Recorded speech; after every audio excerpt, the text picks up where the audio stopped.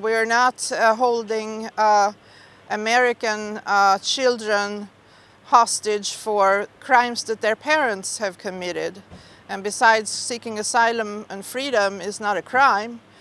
But no American child is in prison because the father or mother committed the crime. Somehow we're doing this to children that come from Central America, and it's just not right. It's like a different law for different people. We're supposed to be equal under the law when we're here on American soil. Elisabet Michaelsen is the chair of the Democratic Immigration Caucus. Her group was among the many organizations which recently took part in a massive protest against the proposed Immigration and Customs Enforcement Child Detention Center in Takoma Park. We were alarmed because we had heard that Mayor Bowser in Washington, D.C. had said she does not want any of those type of facilities within the city. Reportedly, D.C. Mayor Muriel Bowser has blocked the plan of bringing 250 immigrant children to the facility. Mayor Bowser will only allow 15 children to be detained at the proposed detention center.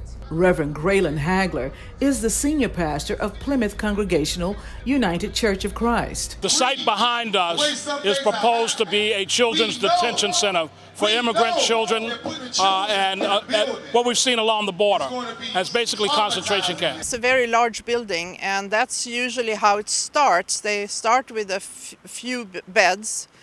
And that was the same in Tornillo, outside of El Paso. They had like 300 beds. And then all of a sudden it was 3,800 beds. And it was the same in Homestead. Started small, and then all of a sudden it's thousands of kids. So we see the writing on the wall, so to speak. She recalls the snowball effect from President Donald Trump's immigration policy, which he later dissolved. Technically, first we had the zero tolerance policy, which meant children should be separated, and then that was that was taken away for a while. But at the same time, they are still doing that because we hear reports from the border that some get through as a family and others do not. Especially, let's say if you're a grandmother and you come with your grandson or granddaughter, then technically you're not the parents, so they get separated. And that's not good for either of them. And these children are sent all over the country to foster homes and to detention shelters, and we don't know what happens to them. She says several detained children have died while being held inside detention centers, allegedly from infections. They have not gotten the proper medical treatment.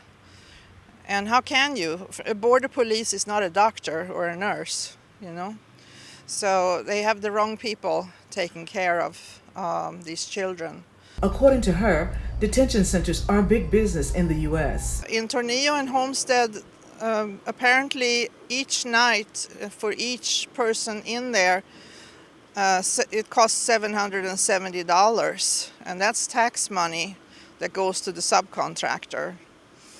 So I know in Tornillo from June to January last year, from June of 2018 to January 2019, there supposedly was a bill of about $315 million to run the shelter.